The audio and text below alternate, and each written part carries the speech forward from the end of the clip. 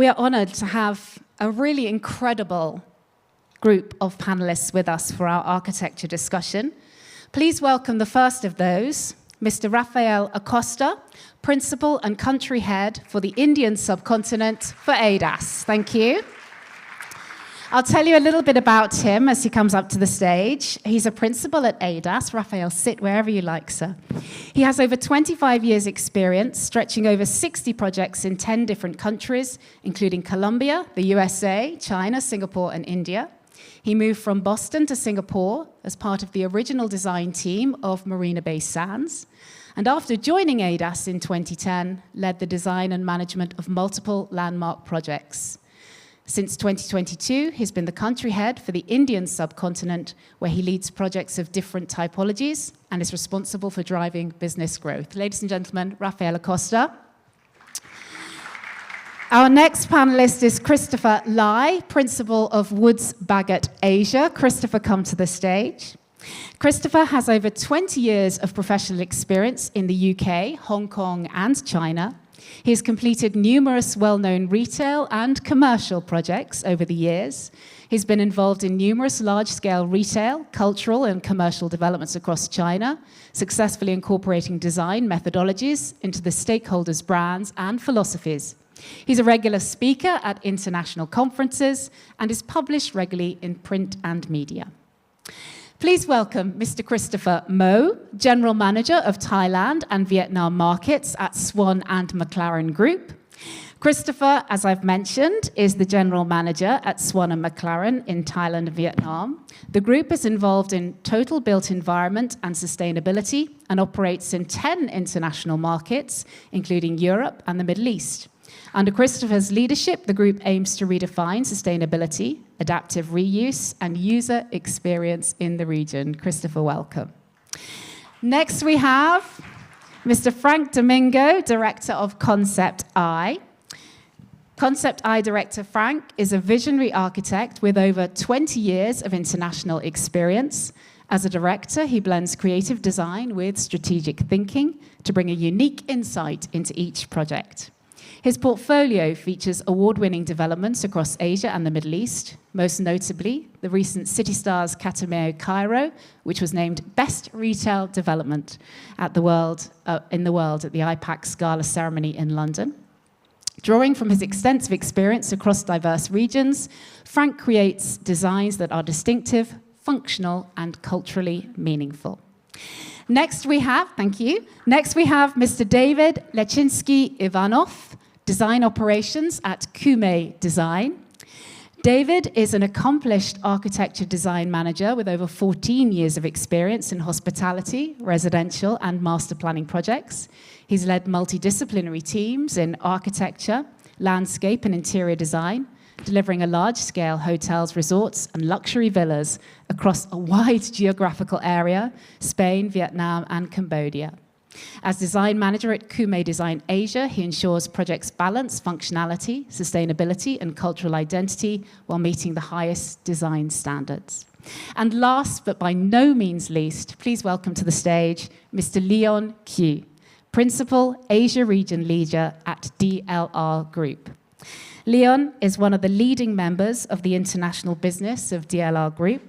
He's been awarded several times. He's a national first-class registered architect, professional level senior engineer, senior member of Architectural Society of China, and international member of the American Institute of Architects. As a senior fellow of Architecture 2030 in the US, he's actively committed to the promotion of zero-carbon green construction technology in the domestic architectural design industry, and actively promotes the concept of net zero carbon buildings in China and the China Initiative. Leon, thank you so much for joining us today. Ladies and gentlemen, your architecture panel, thank you. So, we have 4 elements to discuss. We're going to try and get through all 4 if we possibly can. We'll see how we go. Let's start with Earth then, and with you, David, if I may. How important is the relationship between architecture and the landscape? So thank you for inviting me here. This is a good question, and also I would like to put interior design is also a very important mix with architecture and landscape. Very often we see projects where interior design landscape is like created by zones, and when you pass from one to another, it's like a separation.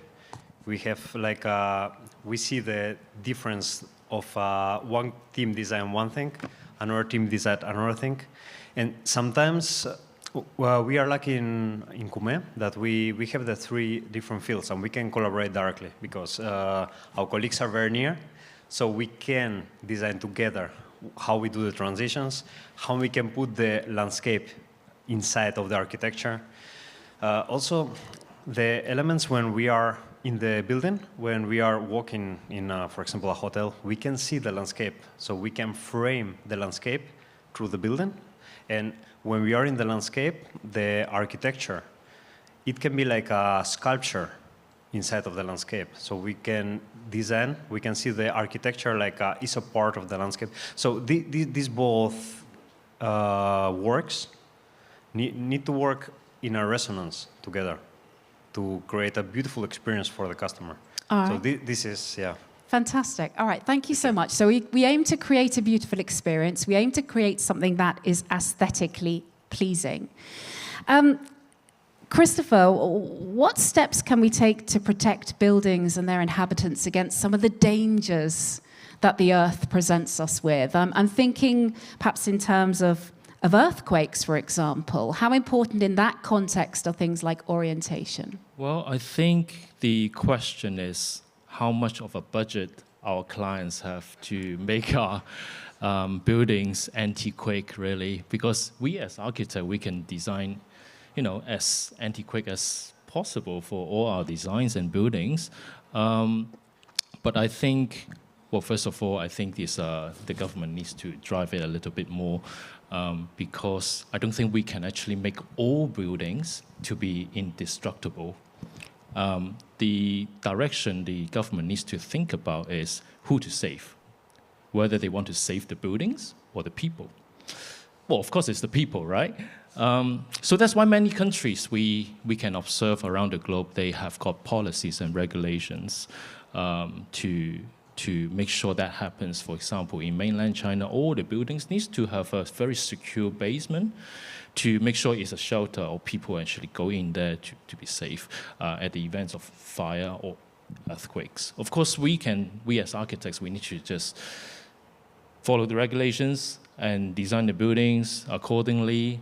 We have actually got a project in Hainan within earthquake zone. And then, of course, in terms of gesture of the building, less playful, more formal, no side cores, all these kind of things we can actually do. But I think the government needs to drive a little bit more.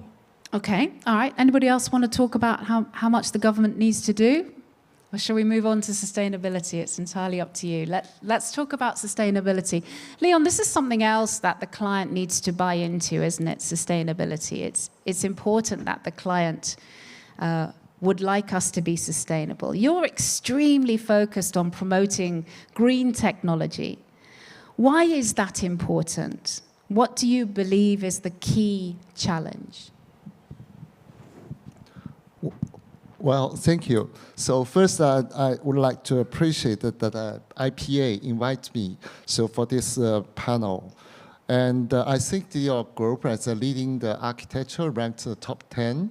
So recently, I focused on to promote the kind of like the strategy to promoting the carbon, net zero carbon. You might know that I'm also the senior fellow of the Architecture 2030, which is based in the US. So for my personal experience, I think the reason why all the people, especially the architects, realize more and more the importance of the environment of the earth that we are living on. So because of the carbon emission, which caused the temperature increasing, right? So I think that also this is I think that the same as the topic that we today's So the most important, I think, is the temperature. So among all the elements impacting our architecture design, like water, air, wind, something like that. But mostly important is the temperature. So I think that the reason why the architects have the social responsibility, so to try to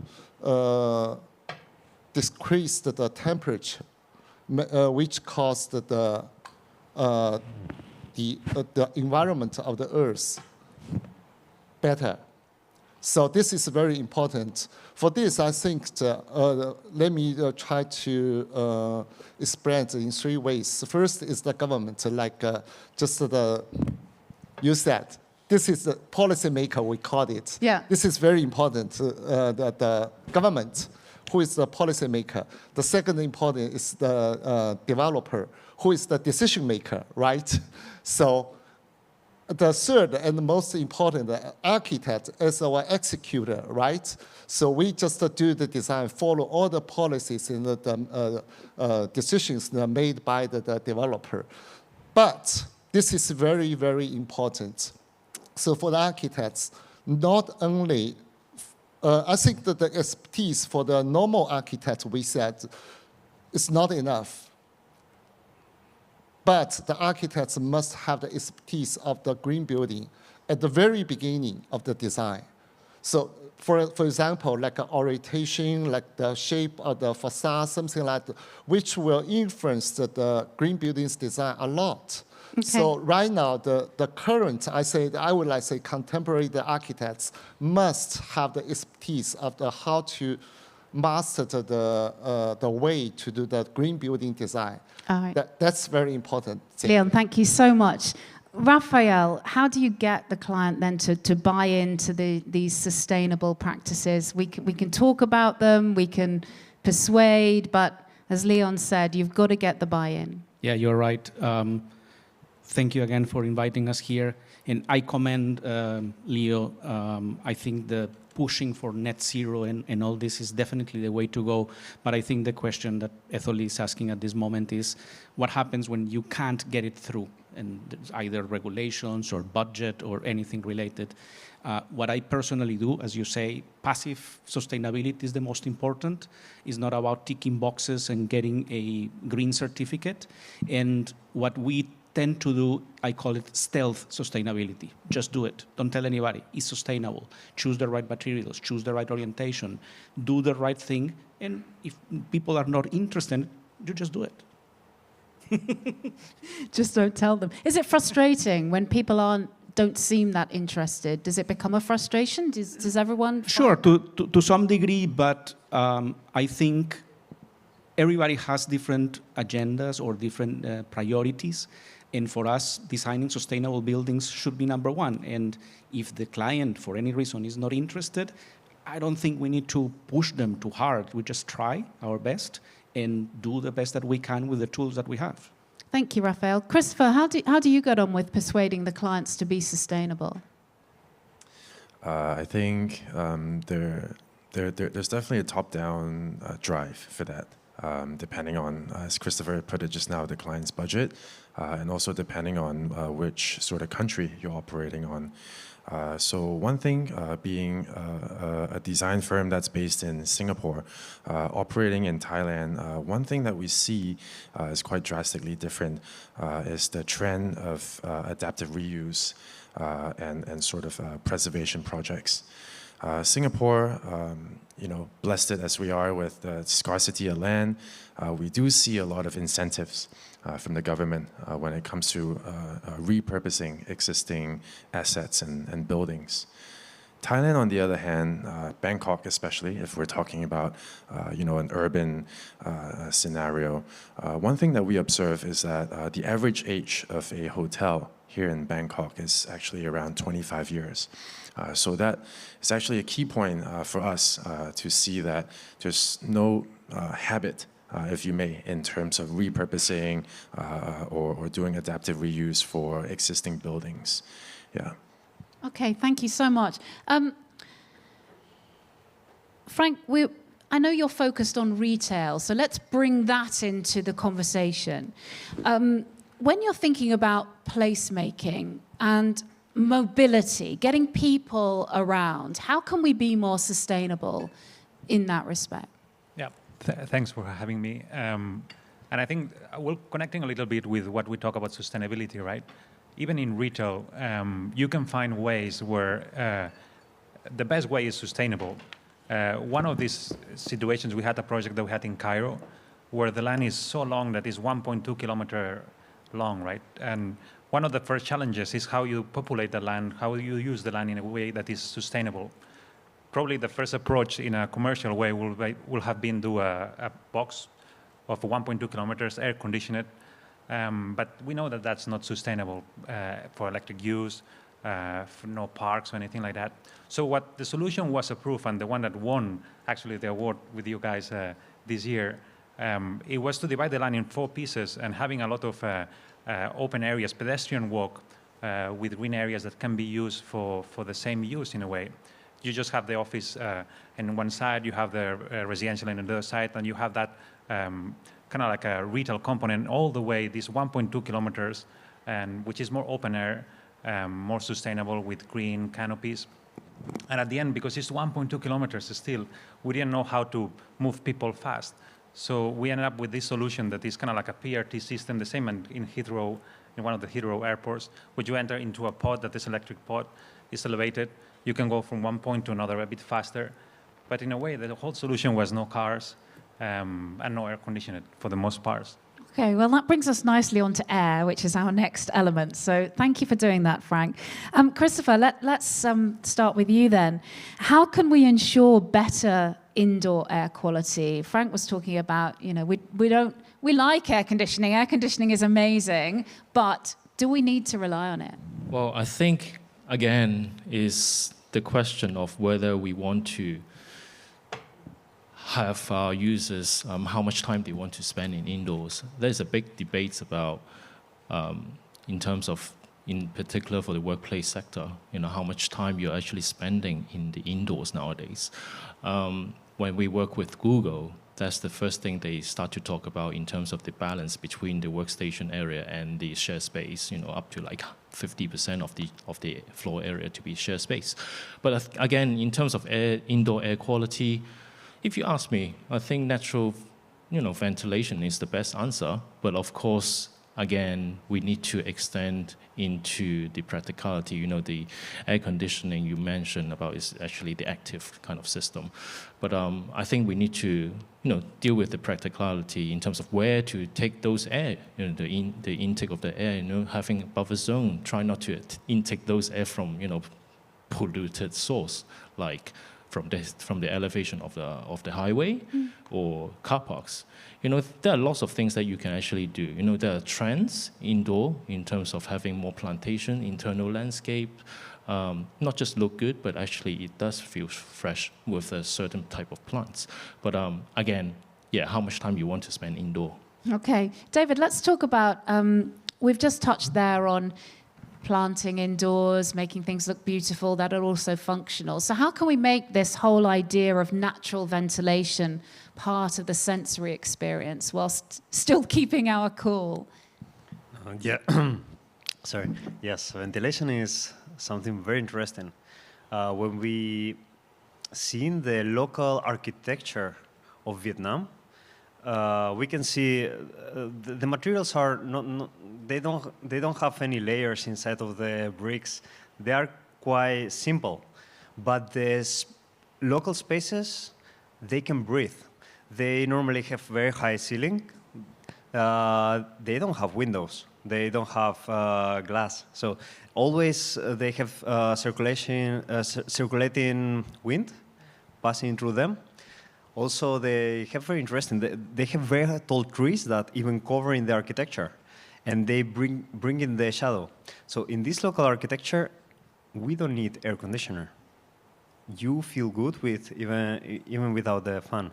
So what we try to do when we design hotels is create some spaces like beach bar, pool bar, totally open, and bring in the capacity to the air can circulate and create the very good feeling. And this is also an experience that people can have. They can feel the whole atmosphere. They can really enjoy the hot, but that with wind you cannot feel hot because it's renovating the air around you. For example, in the project that we got the award, we convinced the client. Of course, the operator was easy to convince, but the client here, we need to convince him because it's money. We create very large balconies. Not 1.2 like the normal minimum standard of the hotels. We have balconies of 4 meter, 5 meter. Some balconies are bigger than the half of the room. And with this, we force people to go outside of the room of the hotel. They don't have to sleep outside, do they? They can. They do sleep outside because it's a beautiful experience that they can have looking the sea from the balcony. And we also create a beautiful landscape in the balcony because it's a huge balcony and it's a big part of the experience for the customers that they can spend all the evening there with this hotel is basically for couples. So they can spend there all the evening just enjoying the natural. They don't need air conditioner. We've all been to hotels where you can't even open the windows, so you know you don't have an option. But that's a fantastic idea. We push the customers outside to enjoy also the landscape, the connection with all this beautiful. So even we have all the technology nowadays. Sometimes we can use, for example, for the lobby, we can open the lobby. Yeah. Because it's normally a hall between the entrance to the hotel with the landscape that we have. This part can be openable. Look to the past. Yeah, and we can create a nice ventilation, and it's not hot. Okay, we'll talk Etholle, about yes, I think this is a very good example to stealth design. You're telling people, you're not forcing people, just giving them a better alternative. They want to sit outside because you're giving them the opportunity. So they just go and do it. Stealth. Give them the opportunity and they will do it. I want to talk to you in a moment about embracing some of the sort of past technologies, if you like, or practices. So we'll come back to that. Leon, this must be making your sustainable mind very happy to hear natural ventilation and no air conditioning. You agree this is a great idea, yeah? Yes, of course, I agree. I think that the ventilation, the air quality, that depends on, for me, my experience, I think it's kind of like, I would like to say like kind of like a vertical or horizontal, something like this, for in the space, right? If the space, the length is big enough, I don't think that the ventilation, the natural, the air is good enough to. We need to use the kind of like the manual means for the air ventilation. Makes sense. So kind of like a vertical, something like that we did. But also I fully agreed with you said, you just mentioned. I think that it depends on the natural, the big environment unsecure. Because if the architecture itself located in a very, very good scenery, among the sceneries, like Thai or like a rainforest or something like that, as architects, I think probably that we will design a balcony big enough for all the guests to enjoy the fresh air, not polluted air. But if the big environment, the environment outside is polluted air with we will do how we can figure out to isolate the buildings from the polluted air. Right. This is my experience. Okay, fantastic. Christopher, what about your strategies then for creating good air circulation and try to avoid any pollution that might be in the atmosphere? Thanks, Etholle. I think in the post-pandemic era that we're in now, air quality and health obviously is at the forefront of a lot of these designs. In terms of air quality, at Swan and Maclaren, we like to design these sort of large atriums in courtyards. These are spaces that can help sort of regulate and increase airflow. Of course, increasing outdoor areas, balconies, terraces, outdoor lounges. What Christopher mentioned just now, especially when it comes to workspaces, we design with the intention of the end user. Right, and an example that I may use, we have done a lot of commercial projects in mainland China, and some of our clients are these state-owned enterprises. 10 years ago, in terms of their businesses, how they're structured, very bureaucratic. And when you go to their offices, their headquarters, it's actually reflected in their workspaces. Today, they're starting to benchmark against global good. They know what good looks like. And actually, from that angle, having a smartly designed workspace that increase, people's engagement, allows them to go out for fresh air, to engage in the outdoor spaces, engage unintentionally in hallways. Actually, we see a huge impact in terms of the work culture, which then actually pushes the business to develop as well. Fantastic. All right, thank you. Rafael, we spoke briefly about, David mentioned, about using these sort of ancient methods, really, going back to basics. And I know that something you wanted to touch on was how, particularly your experience in India has been, it's very modern, the work that you're doing, but also you are embracing some of these ancient thinking processes and cultures. Yes, you're right. I think what David was alluding to is the historical knowledge. Today's buildings are heavily informed by economical decisions, the amount of area, the amount of height, code regulations. But if you look back many years before, where technology was not there were solutions that provided that level of comfort. And culturally also, for example, projects in China have been using feng shui, and what you're alluding to is in India, there is this set of, it's like a feng shui code of conduct, it's called Vastu. And it's basically the same principle where it's an old-time good practice manual. You shouldn't put the entrance where the water is going to come through. You shouldn't put the kitchen where the smoke is going to bring or the wind is going to bring the smoke to the living area. But at the same time, you want the heat from the kitchen to warm up some of the rooms. All those were good practice, and with time that became a little mixed with religion and with other things. So it's very rooted in the culture of the people. So, for example, if you design an apartment, today's apartment with today's technology, but it doesn't meet certain feng shui or vastu requirements, the developer will not sell it. So it's our duty to understand that and try to use as many tools from the past as we possibly can. All right, Rafael, thank you. From the past to the future, Gen Z, don't we love them? Let's talk about how retail has changed then, because that's where your focus is. Tell us about changes that have happened, particularly in the last 3 years, and what Gen Z is happy to do and what they're looking for in terms of all these wonderful things that we've been hearing about. This is experiential, isn't it? It's not just go to the shops, buy things, go home. We need to have balconies and rest areas and yoga and wonderful things. So tell us about how that is affecting you and your role. I think good news is that Gen Z and new generations, they really Gen Z, sorry, I'm from the UK. We say Z. Good news is that they embrace all of this, and there is a real need for outdoor spaces and active roles within even the retail community. So we try to integrate that as much as we can. Even in projects like in Philippines, we're doing now one that is a shopping mall, is in the suburbs of Manila. And you can imagine that place is a traditional, again, a box with air conditioned. But what we end up doing and designing was an open community mall where all the community in that suburban area, they can go on the weekend. In Philippines, they go to the church. You even put a church in the development. And you create a rooftop where people can run, can use, bring the pets, right?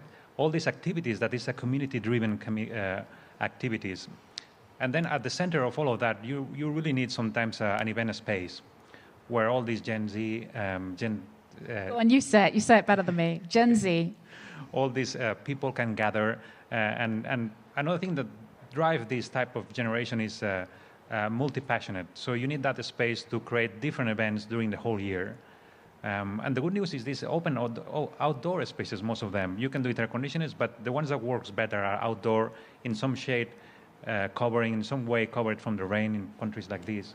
But I think I would say like the new generations are really embracing all of these. And I would like to remark also that we also suffer from COVID post-trends. And all of this is good for COVID, after COVID. People is looking for these open areas more than closed space than before. Yeah. Okay, super. Thank you so much. I just want to have one question on fire very briefly to Rafael, and then I want to close by talking about water, because I think it's important that we cover as many of the topics as we can. So just very briefly, Rafael, I know that I mentioned in the introduction, you have lived in Boston. We all saw the impact of the devastating fires in LA. It was global news. So many properties affected by that, and yet some remained safe. Just tell us briefly, in your experience and drawing on your expertise, do you think that the devastation, the extent of the fires could have been avoided? Yes, definitely. That is a very important discussion. Going back to basics, the reason why in the US there is wood frame construction is very important for the local economy, and because of the lack of other resources. When the US was developed and they started building this type of structures, there was no stone available. There was places where only certain type of wood was available, and they developed that. That is one of the reasons people outside that haven't lived or practiced in the US, they believe it's unthinkable that how come these people do buildings made out of wood that they can burn in a minute. But it's obviously that, and today also is supported by the local economy. That's how the building industry works there.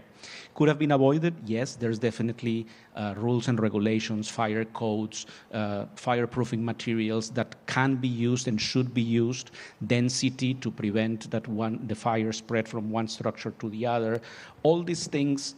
But I don't think it's a one-size-fits-all that you can say, yes, these fires would have been prevented with a single action. It's a mix of many things that should happen from policy, economics, cultural, and we as architects can try to bridge those together and, again, try to provide the best design we can with the tools that we have. All right, thank you very much. Let's move on. I just want one question each on water before we have to close.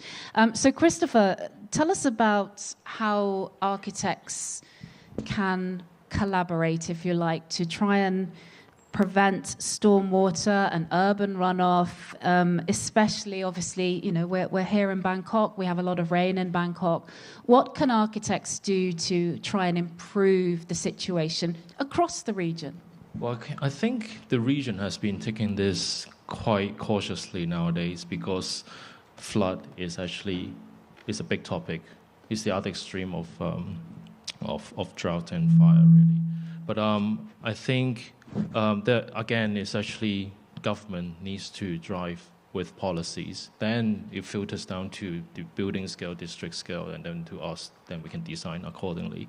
Policies like in Asia, there's like this kind of sponge city kind of concept where it infiltrates all the water, thinking about how permeable are the surfaces. It's not just the building. Building is actually easily to be resolved. Green roofs, you collect the water back into the basement tank. That's very easy. But the thing is, the real meat to the flood issue is actually at city scale.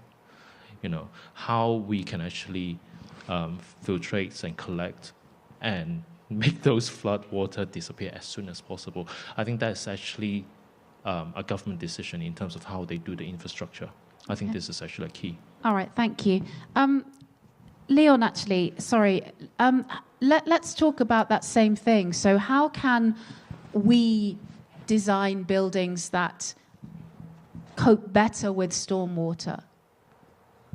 Good questions. I fully with what Christopher mentioned.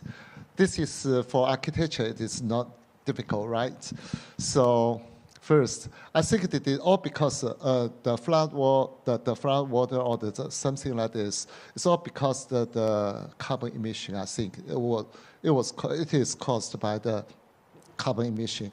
If we can architect as the exact in our industry, so can control the carbon emission and control the temperature increase below the 2 degrees, which is said in COP21, even the COP24, something like this. So this will not happen constantly. This is the another example is because I based in Shanghai, the city. So we have the kind of like a flood wall surrounding all the city with all the altitude, the flooding wall. And first, secondly, we need the government need to develop a very strong drain systems for that. That is something that related with the infrastructure, not only the architecture itself. Thank you. We're getting a lot of messages that the governments need to do more, so that's a good message to take away and back home. Chris, what about you and utilization of grey water? How can we be more environmentally sensitive when we're dealing with water? I think I want to expand a little bit on what Lord Waverley mentioned earlier today. There's no such thing as smart building, but smartly designed buildings. And also what Rafael mentioned just now, there's no one size fit all. At Swan and Maclaren, the way that we approach design, we always need to be very wary of the environment that we're in. So urban contexts such as Bangkok, Singapore, Hong Kong, we need to be able to understand what resources we have around us. We may not have the solar, the wind that some other regions enjoy, but hey, blessed it or not, we're prone to monsoons, right? So you have a lot of rainwater that you can tap on. How can you design buildings then that can sort of utilize this resource, right? As Christopher mentioned just now, these are relatively simple designs. Rainwater harvesting, having dual plumbing system for gray water, black water, and also one thing that I want to share a little bit is smart landscape. Right. The other day I was at the new Dusitani hotel at the rooftop, where they sort of have these a really chic-looking non-prickly cactus from Madagascar. Looks nice, goes with the entire lifestyle and mood that the hotel is trying to promote, but super low maintenance. You barely have to water it. So these are some things that we need to be more in tune with our surrounding and to tap on the resources that we have. Okay, I need to get more of those plants that don't need watering. That's a good idea. David, I think we've just heard a little bit about it there, about how as architects you can respond to water not just as a challenge, but as something to be embraced aesthetically within projects, a partner, if you like, in the design process. Tell us more about how we should be thinking about incorporating these elements. Before we're talking about fire a bit and about the dangers of fire, how destructive is the fire. Also, we can think about how beautiful is the fire. When we can control the fire, we can create illuminations, we can make people beautiful, we can join, we can create special points inside. So an ambience from it, yeah? Ambience. So with the water, is something similar. It's very destructive if we cannot control them. But water can create beautiful reflections, can be very peaceful, can create noise, can create rhythm, can be relaxing, can create danger with waterfall. We can create something exciting and emotional. But also water, talking about the sustainability, we learn in Spain a lot with the Arabic architecture. La Alhambra, for example, they have patios and they have a laminate of water that these create colder in the hot weather and also warmer at cold nights. So it's a stabilization point. Water also helps for create environment and keep the temperature more stable. And for the rains, for the dangerous part of the water, always in our projects, especially the master plan, what we try to do is create channels and rivers, and think that the water can be very low, but when the time comes, when huge rain, seasonal rain coming, this water will be up, and this can save lives, can save many things. When we design the master plans, if we think that we need to build canals for absorb all these big rains, this is something that brings safety.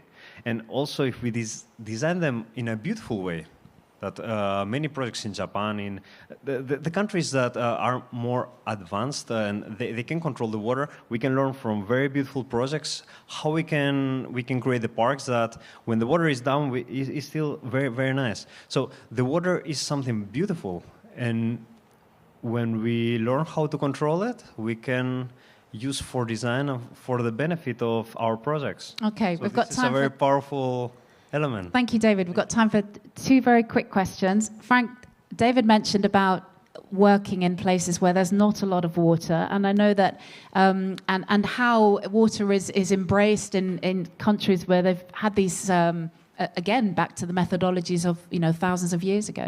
Tell us about that project in Saudi Arabia, where you went down to the wadi, down to the water, and embraced that in the project. Yeah, I think it was shocking revelation actually for somebody like me that I'm from Spain. So coming from Spain to Bangkok, our office is here, was learning about, like you say, right, an excess of water, how you control water, how you cantilever some of your structure to protect from the rain, how you raise probably the structure a little bit to avoid floodings. So getting into what is raining in Thailand was a quite shift from what we know in Spain. But then the opposite is true for Saudi Arabia. We've been there for many years, and we had we've been lucky to work in many projects in these kind of wadi areas. And the latest one that I was working is kind of like luxury villas around the wadi.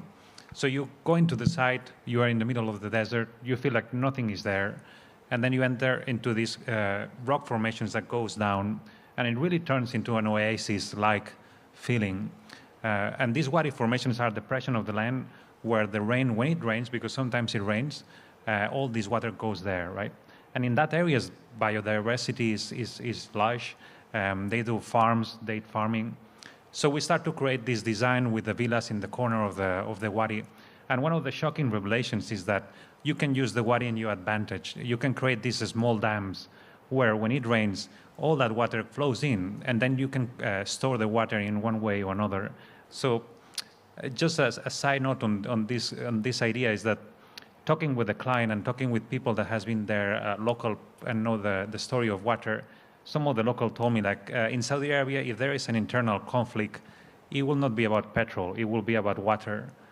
So it's incredible, like how, depending on the location, right, water could be so abundant or can be so scarcity. All right, thank you so much. Very briefly, we mentioned about master planners. David, thank you for doing that. Christopher, what is the role of master planners in all this? We've probably got several in the room just now, so the floor is yours. Well, I think, as I mentioned, policy is one thing, the sponge city is actually one thing, but I think the overall density of where and which type of projects happen at what scale, I think this is the role of master planners. We as architects, we are actually the so-called plot scale. In terms of how to integrate the overall infrastructure, like the green infrastructure they need to do at city scale, which the government will be investing into. I think this is actually something that we need to work with the government. I'm sure everyone here is actually part of some sort of committee with different government bodies. Our role is to advise. That's what we can do. And then they start to filter down into policies, into master plan frameworks. All right. Well, thank you so much for all your contributions. Do we have, very briefly, I think we've got time for 1 or maybe 2 questions from the floor. If anyone has a question, I can't actually see if anyone's raising their hands, but I'm sure my assistant, Paul, will see if anyone's raising their hands. Any questions from the floor at all? I can see one. Lovely, thank you. The lights are very bright, so we can't actually see the contributors, unfortunately, but we'll trust you that there's one there. All right, thank you very much. Appreciate all the discussion there, gentlemen. I'm a fellow architect as well, and I know the challenges we all face. But what's come to my mind listening to all of you is that we always seem to point the finger at either government controls or planning, developers and the like. And what I'm interested in with the huge noise with sustainability now and zero carbon buildings and so forth, and we all know that the construction industry is a big contributor to that all over the world. Here we have a problem that I see, and I don't want to pick only on one country, but I know in China, reports have come out that have said 40% of all new buildings built since the early 80s will probably have to be demolished because of poor quality standards. I dare say this probably applies to a lot of other cities in Asia. And the question I've got is that when you have these issues at stake and the pressures from developers and government to build fast, to build cheap, to maximize plot ratios, GFA, etc., is there any focus on quality? And when I say quality, I'm bringing up points now that have happened or are happening in certain Western countries where they're introducing 25-year enduring architecture awards for buildings that still last, that work, or are easily adaptable. And my question then is Asia thinking like that? Because which client do you have that says, I want a building to last 25 years? Over to you. I have one. That's 1 point for Aedas. Do you want to pick up on that, Rafael? Sure. Thank you for the question. I couldn't agree more with you. And I had the privilege of working with Moshe Safdie when I was in the US. And I heard him once saying that, and I shouldn't be saying this in a place like this, but no building should win an award before 20 years. So let the test of time take its toll, and then you can think of rewarding a building. And yes, thinking of long-term, I have at this moment the pleasure to work with a client whose goal is that, to have the best of the best, and they're just doing that. So I commend them for that as well. Okay, thank you. Does anybody else want to respond? No? Okay, thank you so much for asking that invaluable question. Really appreciate it. Do we have any other questions from the floor? Looks like not. Okay, well, in that case, all that remains for us to do as a group is to thank our wonderful panelists.